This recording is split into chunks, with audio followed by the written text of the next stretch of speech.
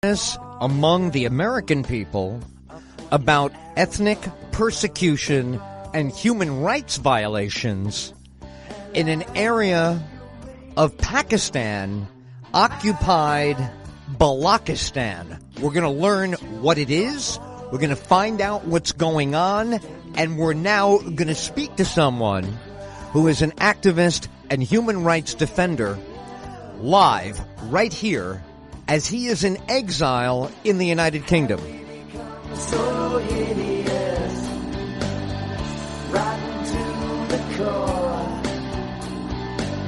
offensively oblivious. The organization, which is called the World Baloch Organization, has just recently launched its hashtag Free Balochistan human rights awareness campaign in New York City after a successful month of implementing the campaign in London. Stand by.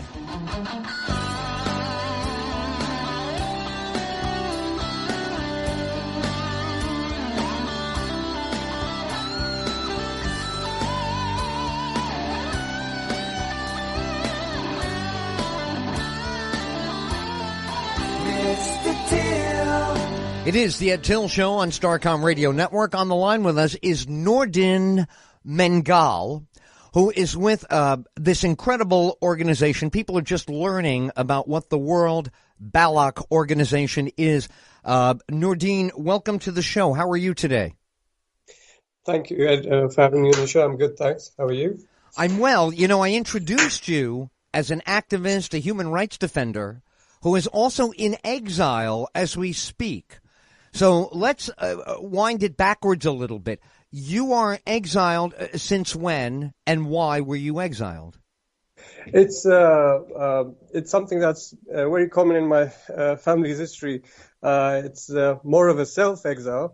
It's been nearly a decade since I haven't been to my homeland. My grandfather first had to leave Balochistan in the 1970s, and he was in exile for many years. So this is something that's very common in the family. Okay. Or with a lot of people from where I come from. I get it. No, I totally get it.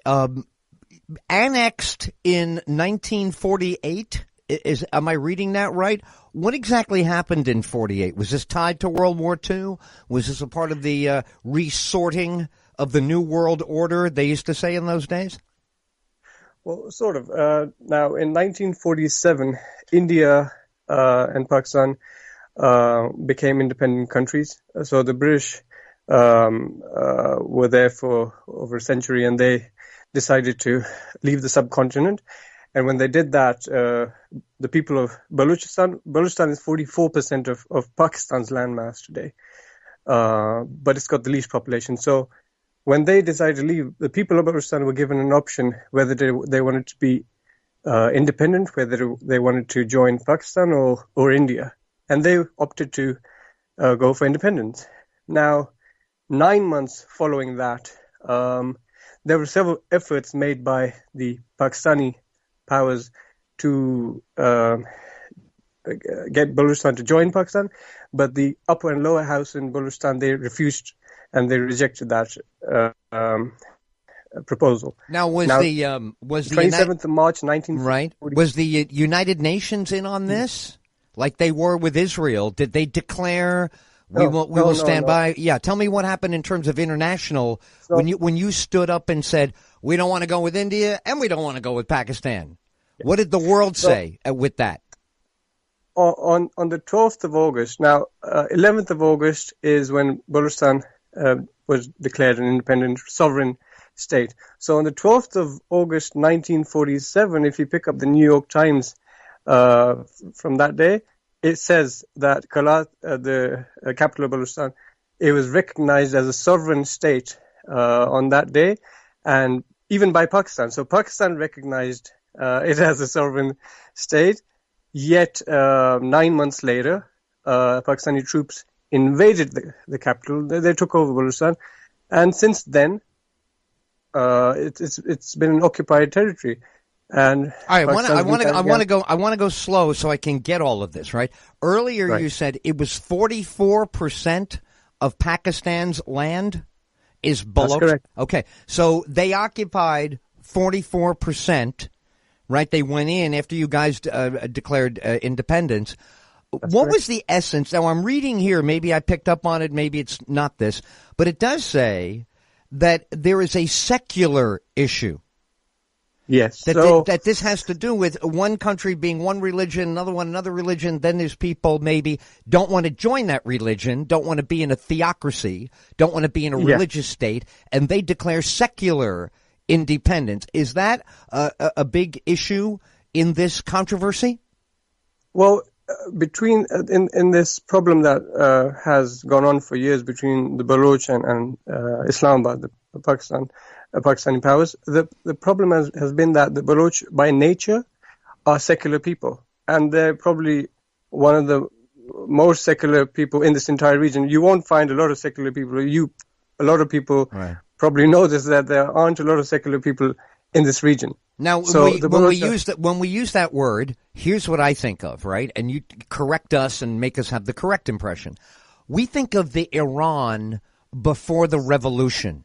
Blue jeans, American lifestyle, but they keep their language, they keep their country, but they love that Western look of maybe a little affluence, which is anti the piousness of the very religious. In that part of the world, the very religious people don't like to be showy at all. They got the women wrapped up in a burqa, this kind of thing. Yeah. So is that the kind of secularism that you're referring to? Yeah, I mean, we've lived our lives in the West, and a lot of people, from Balochistan, they don't bring religion into politics they don't force it upon you. Wow. It's not the way we live. It's not what we believe in, because if you force it upon anyone, it's going to lead to conflicts, and so we just feel that everyone has a right to live in whatever manner they want to live, to worship whoever they want to worship. And it's a free society. I mean, Right. that's like the West. This is it. This is the American way, reaching all corners of the world, right? This is exactly 1776 for you guys. We had 1776. You know our story. We took the most powerful country in the world and we kicked its ass. We threw it out and we kicked it.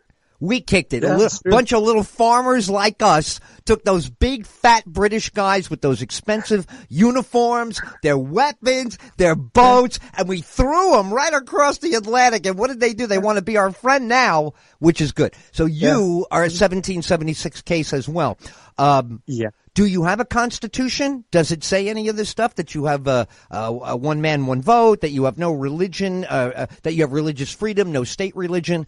Tell me about the ways of, and I want to pronounce it right. I'm trying to learn from you. I got the Anglo pronunciation here, so I want you to teach me. Go ahead. It's Balochistan. Balochistan. Very good. Yeah. Very Baloch. It looks like Balak, but it's Baloch. Okay, so tell me the history of the independence side of this. Is it written down? Tell me about the traditions of freedom and secular. Yeah. Even whilst Balochistan was a part of British India, there was a period when it was a part of British India before the British left. So even then, we had greater rights than we have now. Even we had treaties with the British, which gave us greater rights than what we have now. Right now, our resources are being looted and plundered, which is basically the main issue why all this conflict started. Why else would Balochistan be of any interest to Pakistan without its wealth and natural resources? Well, what do you got there? What are you holding on to? You got stuff that they mine, you got gold. What do you got over there? Because, the whole world, China is also, they're all looking. Every nation in the world now looking for natural resources. What have you got? And this is one of China's biggest objectives is to, they're working on a economic corridor in Balochistan. They're constructing a port alongside the route that goes through Balochistan, goes all the way to China. So what they're doing is they've joined hands with the Pakistani authorities to usurp our natural resources and to gain access to the Arabian Sea, the Indian Ocean. So China's absolutely a part of this. Oh, yeah. Right So now, China's all over it. What do we do? I bet the United States is opening up a beach resort or something, you know. All right. What is the leverage for your cause in the world, i.e., UN, U.S.? Where do you have some leverage? Who's on your side? How do you get pressure? What's the long view? Give me a little strategy to move forward with here, with your movement. So our struggle has been for our rights and self-determination. And we feel that Pakistan has surely violated its own constitution, but with that international law, it's violated the UN Charter. It's also you've heard of the Leahy Agreement. Now, the Leahy Agreement says that the United States will not support any country, provide any military assistance to any country that carries out human rights abuses. Now, Pakistan is doing that, and it is stealing, literally, from your pockets. It's taking money and using it not only against the Baloch, who, as I said, are secular and politically progressive people, they're also using it against the West, including those who are you're on it. You're 100% right on that. Look, Pakistan has had a very checkered past with the United States. Up, down, up, down. A lot of times it's just situational, what happens with the U.S. and Pakistan. So what is the long-term prognosis for independence for the Baloch? Before we get to that point, the international community will have to play its role. And that is for them to stop all sorts of military assistance, financial assistance to Pakistan. Pakistan has as you said, it's got a record. I mean, it's checkered past. Human rights abuses in checkered past. In Bangladesh. Bangladesh was at one point a part of Pakistan. Why is it today a separate country? Because Pakistani generals butchered Bengalis in broad daylight in front of the whole world, and today that same country is an ally, Western ally. Can you believe that? Well, you know what they say, right? You know the old expression, Noordin. By the way, if you're just tuning in, our guest is Noordin Mengal. We are talking about this very inspiring but difficult movement of the Baloch people, and they are wedged between Pakistan and India. They want their own secular independence. They have support for their independence, but they're being squeezed. As you heard, their natural resources, etc., are being stolen, and they're being oppressed by Pakistan. So we know Pakistan is, one day it's a good cop, next day it's a bad cop. Yeah. What do you need to get your independence from the United States, the UN? What do you need? Do you need to do the freedom fighter thing? You got to put up a little army there, start shooting at these guys, making them back up? How do you get your independence? No, this is a political struggle that the Baloch people have. It's since day one, it's a political problem, which requires a political solution. And for that, the international community no one can help us in any other way than by politically supporting this movement, by standing up for the rights of the Baloch people, by exposing Pakistan for the crimes that it has committed against humanity. In Balochistan, in the region, it has not only carried out human rights abuses such as enforced disappearances, extrajudicial killings. Every day, their bodies are dumped all over Balochistan of people who go missing. They're kids as young as 8 years old. They're picked up. They're missing for months or years, and then their bodies are dumped somewhere with a bullet in the head. Yeah. And this is what Pakistan is doing to spread fear, to tell these people, don't speak up for your rights. If you speak up, you're going to get killed. Now, let me ask you, what do you guys do to defend against Pakistan doing this? Do you have a militia? Do you have something to protect yourself, or do you really need another country to come in with military and protect you? We don't need any country to come in and do anything. The only thing we're asking everyone to do is to stop supporting Pakistan. That's the least they can do. They're necessary evil, right? You know, South America is the same way. South America, and we're talking about in the, you know, in that region of the world. These are just messy areas.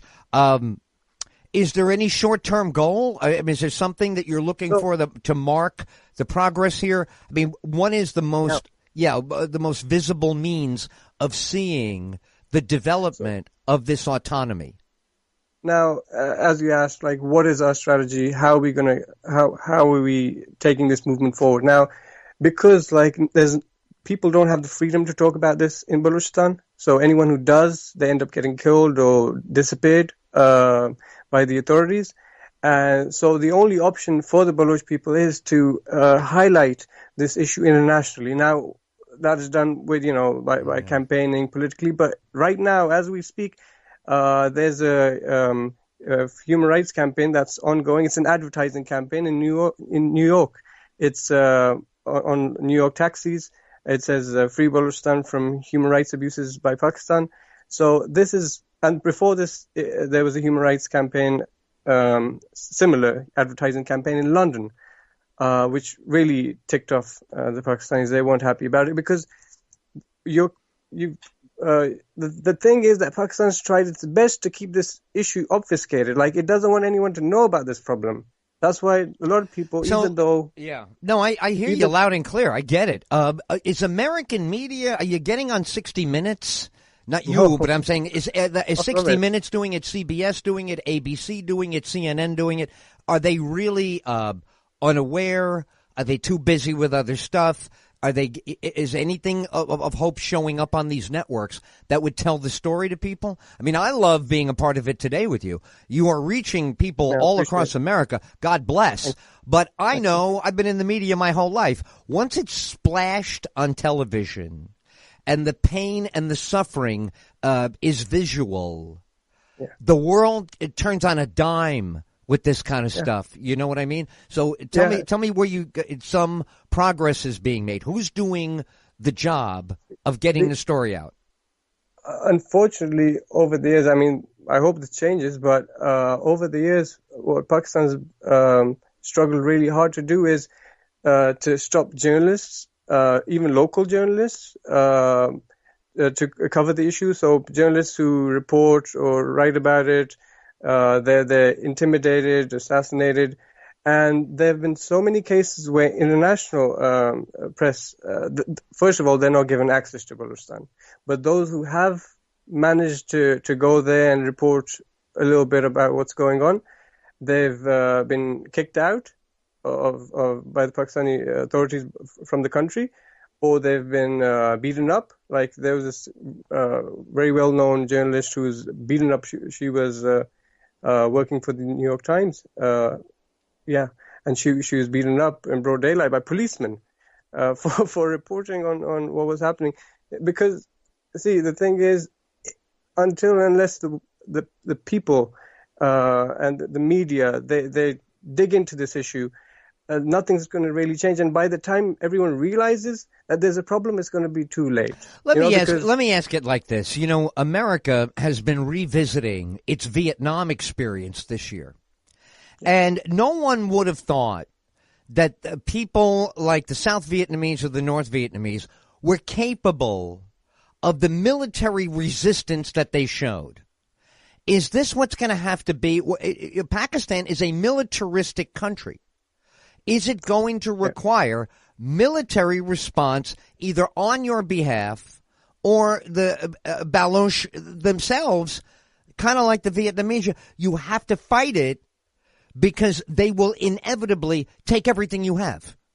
That's what they will do. If they are not stopped, do you see, is that maybe what it's going to come to, or do you believe there's a way to negotiate this on the world stage and you would be protected by the world community instead? I mean, the human rights abuses taking place in all parts of the world. I feel that, you know, it's the international community's responsibility to address all these issues. But in Balochistan, it's the state doing it with the support, given to it by developed democratic countries, which are being hoodwinked by the Pakistani authorities. Right. Now, as I said, Pakistan is deceiving the West. It has been taking the same aid from the West and using it against them. Who was found in a military garrison town in 2011, the most wanted man in the world, who everyone was after for years, and he was right there, living right next to a major in a military garrison town, and everyone says, oh, Pakistan probably didn't know about it. Come on. Everyone knows Pakistan was behind it since day one. It is not only this human rights issue that is important to should be of importance to the world, but the fact that Pakistan is using its land against the West and using the aid that's been given to it for such nefarious Listen, purposes. you know what? I agree with you, but you have to recognize that that's probably going to continue. I don't see. Do you see a mechanism that would correct the behavior of a nation like Pakistan? I mean, I don't think the United States can do it. I don't know. I think we're learning in the beginning of the 21st century, right? That all of this is never as simple as it looked in the 20th century. Yeah. So I've been asking a bunch of different ways. Do you see a revolution on the part of the Baloch people, or do you see intervention by the world to protect the Baloch people? Which do you see if you had to guess the future? As far as the Baloch are concerned, they've been struggling since the past 70 years. I mean, they've been giving it their everything.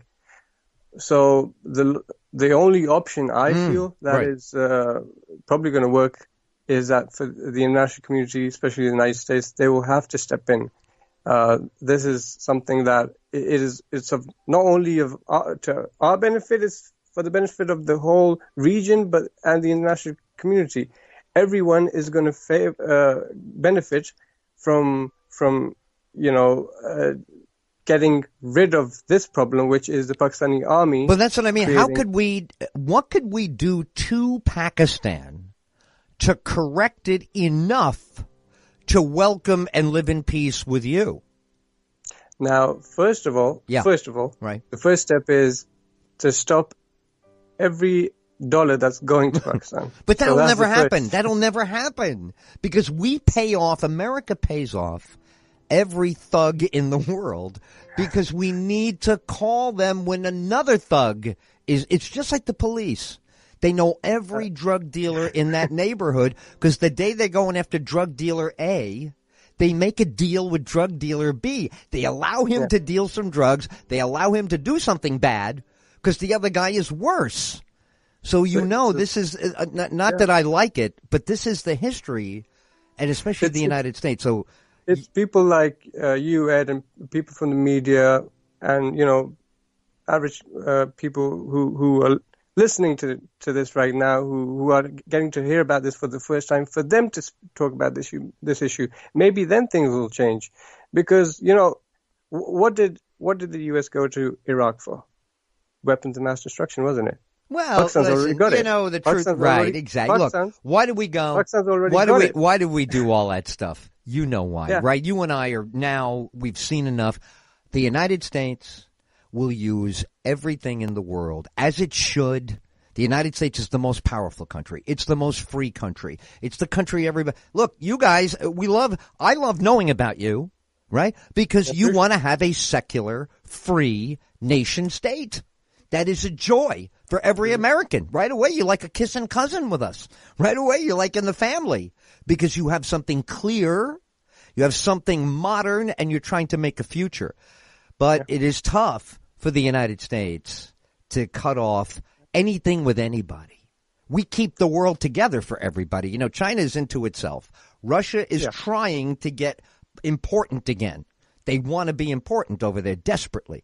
But who's the most important? The United States, far and away. So we want to help.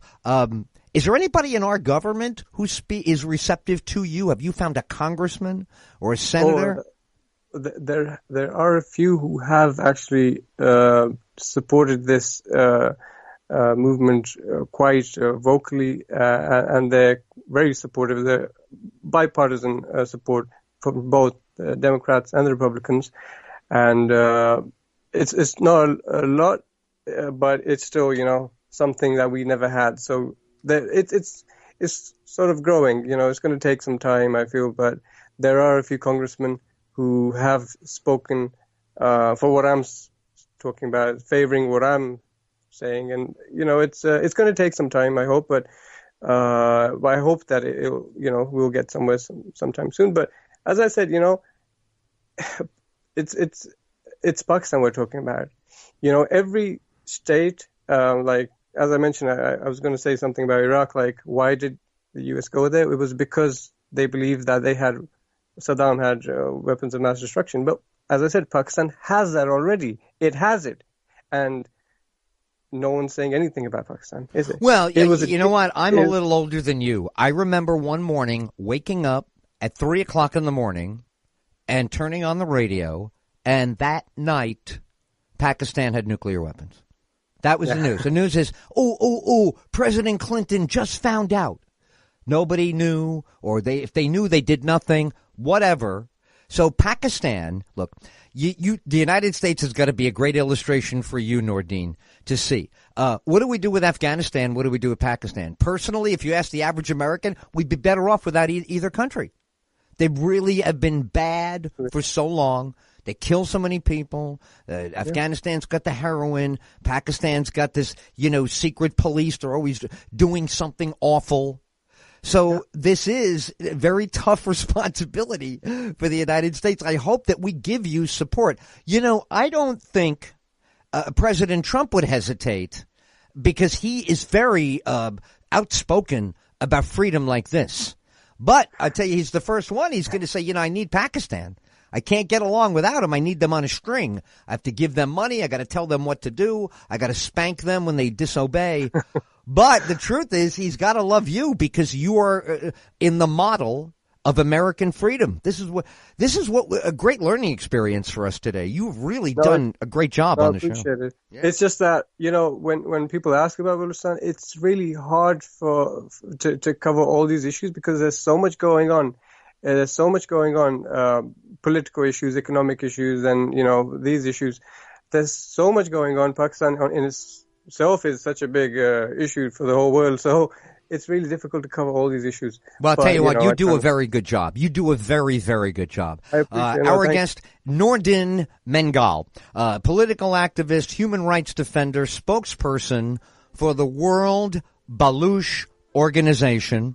What is the website that people can go to, or how is the best way for people to find out more? Well, the organization's website is worldbaloch.org. It'll have details about, the political and economic issues that are problems people face. And there's the Twitter page as well. Well, I want to say you are a very passionate and you're an admirable young fella. I don't know your age, but you have a youth, you have a passion, you have I'll tell you one thing I love. You seem to have patience and understanding. Not too much patience that you're going to wait too long, but you are very well thought out, and that is important for what you are trying to do. Thank you. Yeah, thank you very much for the appearance today on the show. Appreciate it. Merry Christmas. Happy New Year too. Oh, and to you. Thank you, Noordin. All right, we're going to talk to you again sometime. Noordin Mengal. Wow. Did we get an education that we needed today? Yes, we did. The World Baloch Organization. It's the Ed Tyll Show on Starcom Radio Network.